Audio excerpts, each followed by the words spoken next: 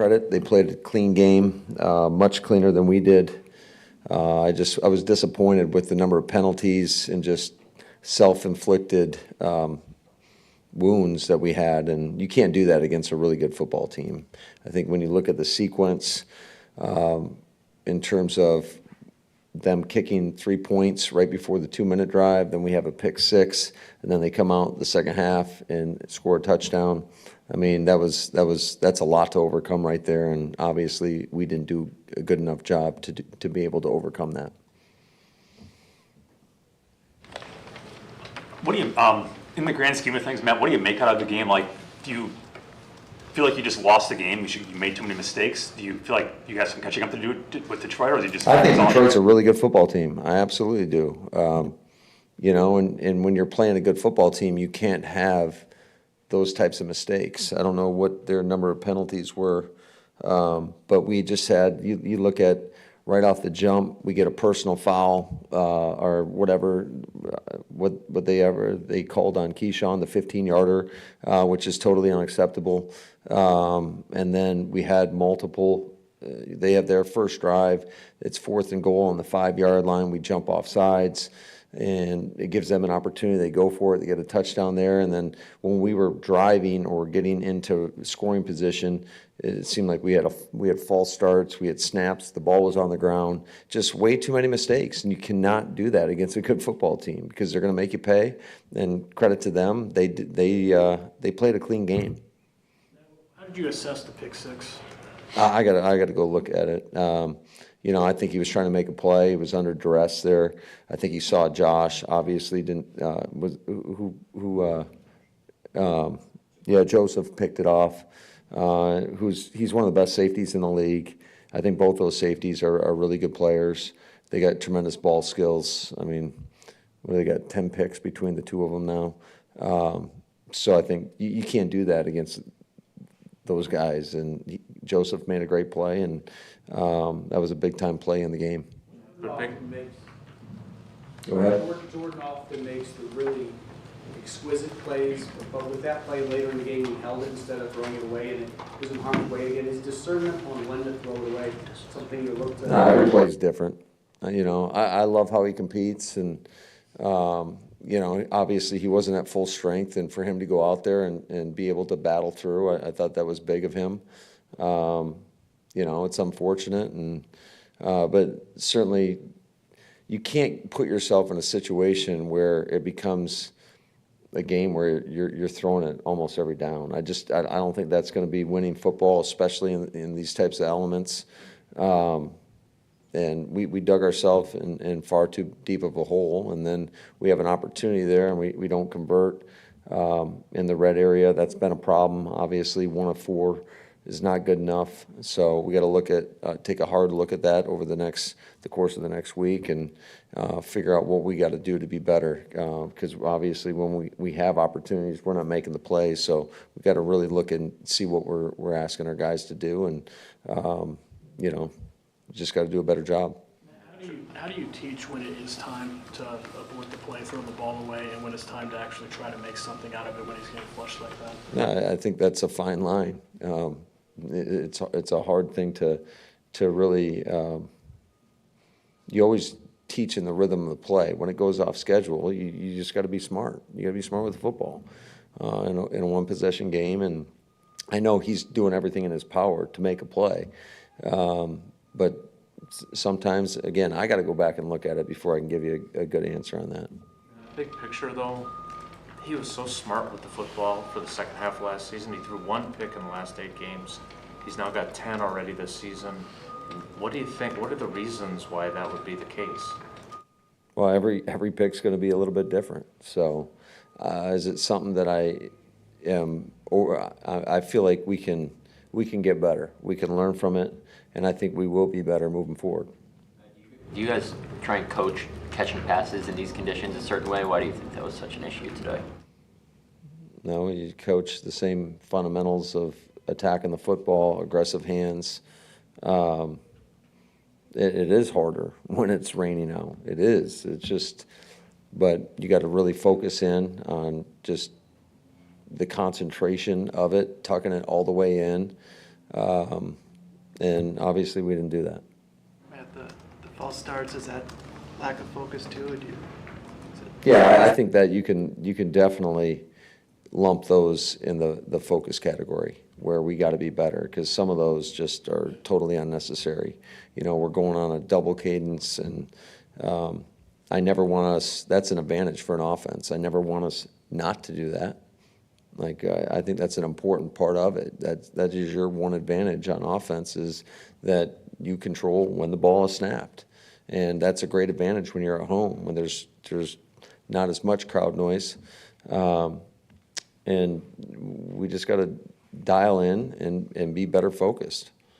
Coach, you mentioned going 1 for 4 in the red zone. Why do you think your team has been struggling to finish drives consistently throughout the season so far? Well, I think a lot of it stems back to the penalties. So I would think that's a big part of it. And then we had back-to-back possession, or back-to-back snaps where the ball's on the ground. So that's another one. Did you get a look at those snaps? Is that Elton? I haven't seen it. My eyes aren't focused on the snap. My eyes are focused on the defense. Then you look back, you hear, the crowd or whatever, and you look back and the ball's on the ground. So I don't know what happened. Now, what'd you think of the opportunity you guys kind of squandered, where Branch gets the 15-yard penalty, ejected, gets another 15-yard penalty? What did you think of that situation there? Yeah, we didn't capitalize on it. Is it a delicate balance with a young quarterback that's capable of making all the plays that Jordan is, to coach him in a way that he still has that You guys freedom? are gonna I understand, like, it's really annoying up here, though, like, we're obviously, he's fighting, he's competing, and we know that we've got to take care of the football, but I don't question anything about what he's trying to do. We just got to do it better. 2 more, please. Matt, kind of what went through did you know pretty much by Friday that Jordan was going to be able to go, or how did you arrive at the decision? I mean, we had a good indication that he was able to practice. That was the first day that he really had 1 day of practice. I know he was limited, but limited can mean a lot of different things, right? On Thursday, all he did was individual. So, but the fact that he could go out there on Friday, the only time I thought he really looked hobbled was right at the end of the half. So I went up to him as we were going into that tunnel, and just asked him if he was all right, if he could continue to go. And, he's a competitor, and he's gonna, and I talked to our medical staff and asked them if they had any reservations or concerns, and they were comfortable with it, so we let him go. It looked like early third quarter, Malik was throwing some passes on the sideline. Was there ever a question of whether or not Jordan with the groin would be able to get through the game? No, I was unaware of that, and I'm sure Malik's just trying to stay ready, stay warm in case, you have to go in a moment's notice what happened in Jacksonville. And obviously it was a little colder game, and so you want to stay loose and you want to stay warm. Big picture, you're going to see these guys again. You got a hell of a lot more football games after the bye. Obviously you want to win a game like this, especially at home, but in the big grand scheme of things, how do you view this?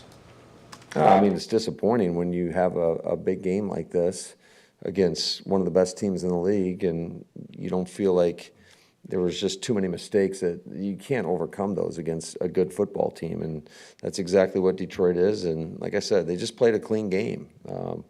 They really didn't put the ball in jeopardy. I thought Jared was really efficient. I mean, 18 to 22, that's a pretty good day's work.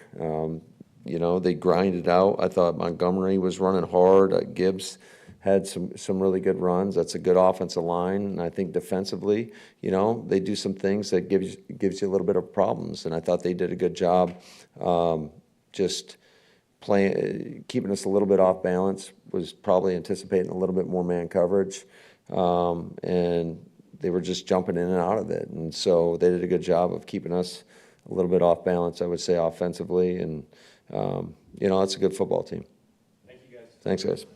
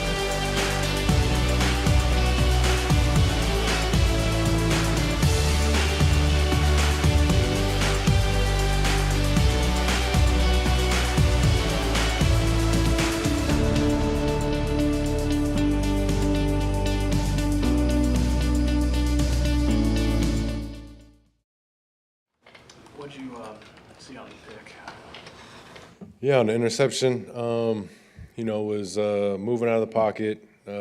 Obviously, Josh was blocking and protection, and I saw him trying to get out and was trying to dump it down as a check down to him.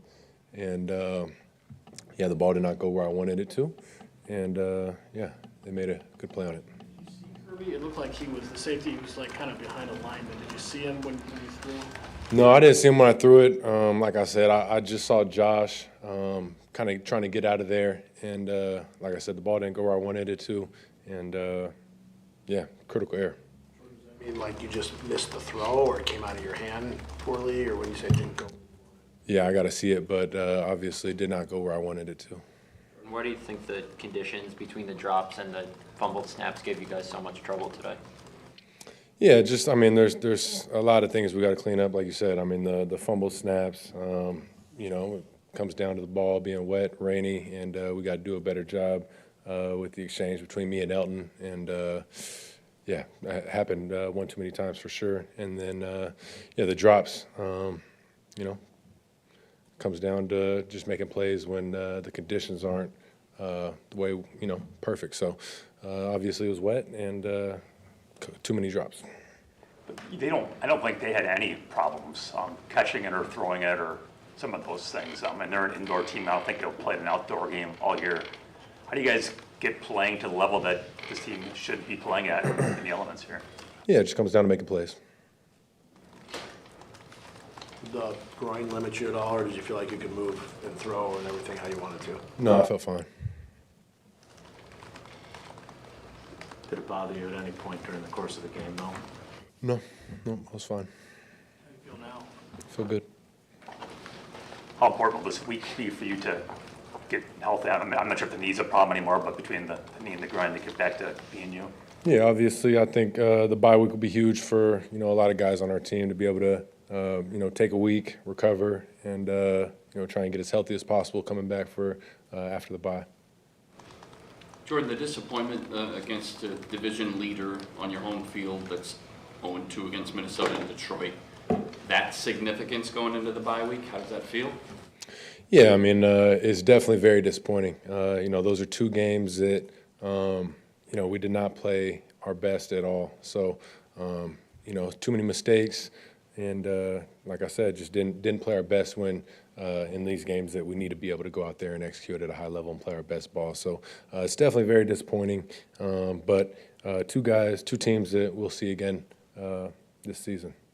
Everyone sees the interceptions in the box score. Last year, you were able to do such a great job at the end of the year taking care of the football, and then this year, obviously, there's been those interceptions. How do you evaluate your decision-making so far? Has it been different, or do you feel like it's the same as it was at the end of last year? No, it's it's definitely disappointing. Putting the ball in jeopardy way too many times, and definitely something I have to clean up. And I've talked about it week after week, so something where I just got to learn from these mistakes and clean it up. But definitely something that I'm gonna make a big focus on going forward of just finding ways to take care of the ball better. How do you get back to that? Because for 2 months last year, you were so good at just not throwing picks.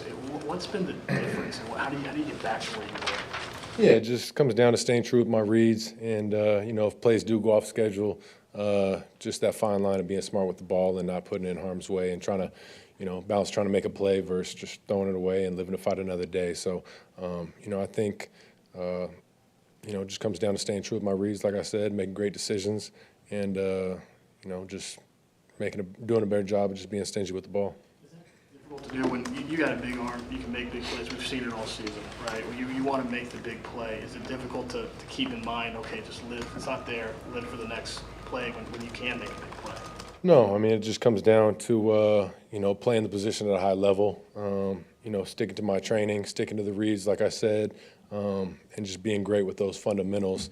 And obviously the big plays will happen, not trying to force things. But like I said, just getting back to staying true with my reads and being real disciplined and making great decisions with the ball. Matt was saying that, the cadences and all that should be an advantage for you, but there are way too many false starts. How do you get that back to being an advantage for you guys?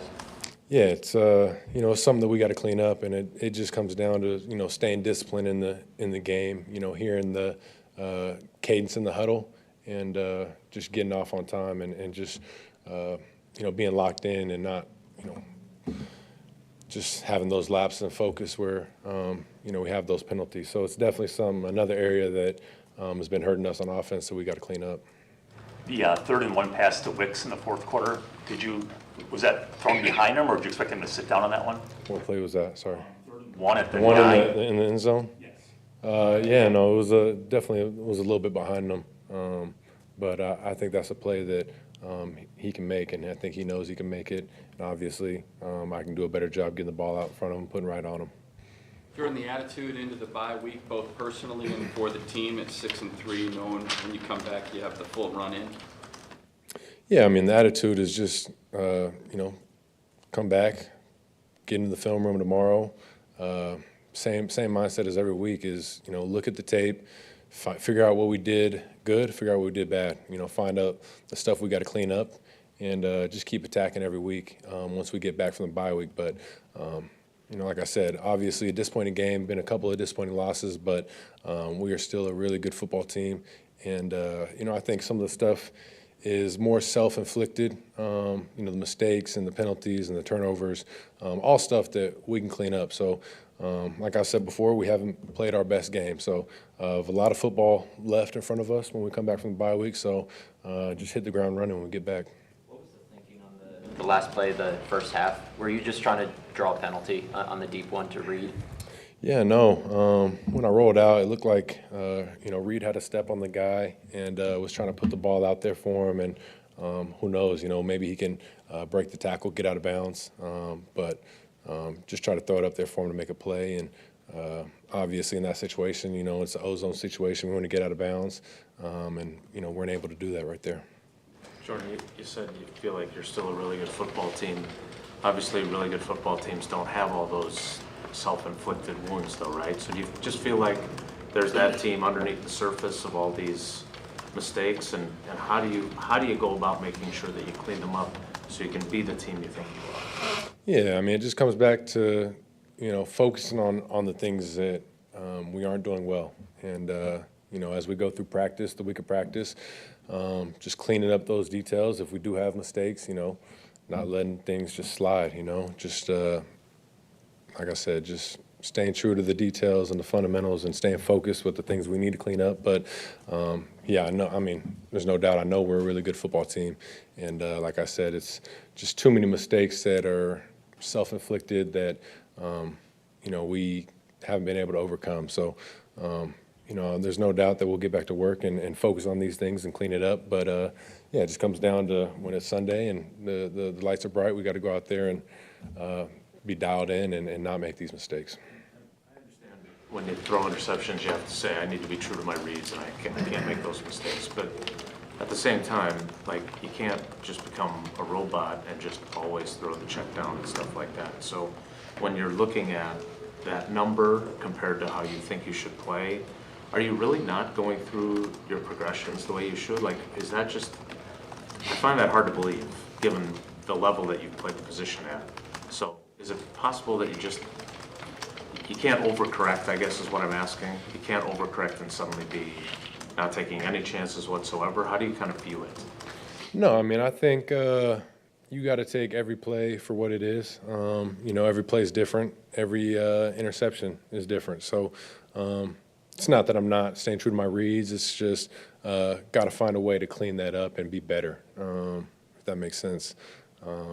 But yeah, like I said, the one today, it's a check down ball. I'm trying to make a play, find the check down, and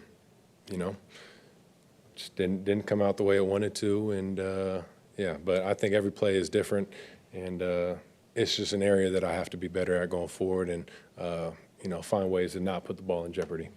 Two more. You mentioned that fine line. When you're going through an extended play, when you're leaving the pocket, when is that the time to throw the football away and just live for the next down, and when is the time that you want to make a play here? Yeah, obviously, when you start to scramble, you kind of let those guys work. Obviously, the play's off schedule, so you just try and feel where the receivers are at, feel if they're pushing up, pushing back down, things like that, and creating space to throw the ball. And if they aren't, then just throw it away or be able to scramble and run. So it's just, like I said, it's that fine line of you know, understand if guys are open or if they're not open. Good, thanks, Jordan. No, Thanks, thank you. Jordan. Thanks, Jordan.